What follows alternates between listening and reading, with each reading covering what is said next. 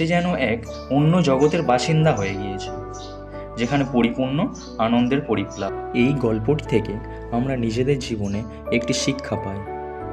কোনো কাজে অসফল হওয়া বা পিছু হটে আসার একটি মূল কারণ হলো মনোযোগের অভাব আর সম্মুখের বাধা।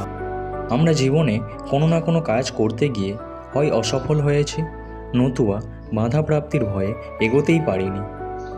নরেনের ধ্যানযোগের মতো মনোযোগ সহকারে যদি আমরা কাজে নিজেদের নিয়োজিত করি, তবে সাপরূপী কোনো বাধা বিপত্তি আমাদের টলাতে পারবে না।